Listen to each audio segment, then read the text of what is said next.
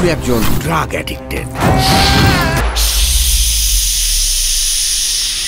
মাত্র 3 দিন আগে প্রকাশ পেয়েছে বরবাদের টিজার। আপনি কি জানেন বরবাদের পুরো গল্পটাই আমাদের 1 বছর আগে প্রকাশ পাওয়া একটা মুভি এনিমেল থেকে কপি করা। আপনি যদি এনিমেল মুভিটি দেখে থাকেন তাহলে আপনি একটু লক্ষ্য করলে দেখতে পারবেন যে এনিমেল মুভিতে যে অ্যাকশন সিনগুলো দেওয়া হয়েছিল ঠিক একইভাবে আমাদের বরবাদ মুভিতেও অ্যাকশন সিনগুলো দেওয়া হয়েছে। আপনি একটু ভালো করে লক্ষ্য করলে দেখতে পারবেন সুশীল রাও পরিচালিত এনিমেল মুভিটিতে অভিনয় করেছিলেন রণবীর সিং। সেখানে দেখানো হয়েছে রণবীর সিং একটি ঘাতক চরিত্রে ছিল এবং সেখানে কিছু কোট টাই পরা লোক ছিল, অর্থাৎ ফর্মাল ড্রেস পরা কিছু লোক ছিল, কিন্তু তাদের কাজ কোনো আইনি কাজ বা কোনো ফর্মাল কাজ নয়, তাদের কাজ ছিল বেআইনি কাজ করা। ঠিক একইভাবে আপনারা যদি লক্ষ্য করেন বরবাদ মুভিতেও মিশা সওদাগর যেখানে দাঁড়িয়ে আছে সেখানে পিছনে কিছু কোট টাই পরা লোক অর্থাৎ ফর্মাল ড্রেস পরা লোক ছিল, কিন্তু তাদের কাজ কোনো ফর্মাল নয়, তাদের কাজ হচ্ছে অস্ত্রশস্ত্র নিয়ে কোনো দুর্নীতির কাজ করা। বরবাদ মুভির সঙ্গে এনিমেল মুভির এসব মিল পাওয়া গেলেও আমি বলবো এটি 50% মাত্র, কেননা বাকি 50% এনিমেল মুভির সাথে শাকিব খানের বরবাদ মুভির কোনো মিল নেই। যেমন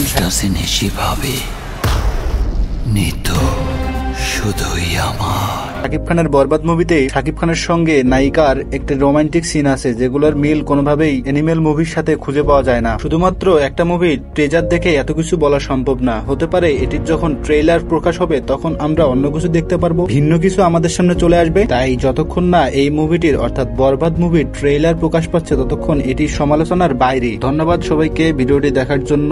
আর যদি আপনার এই বিষয়ে কোনো মন্তব্য থাকে অবশ্যই কমেন্ট বক্সে বলে যাবেন, আর লাইক করতে অবশ্যই ভুলবেন না। আর যদি ভিডিওটি ভালো লাগে তাহলে সাবস্ক্রাইব করতে কখনো ভুলবেন না।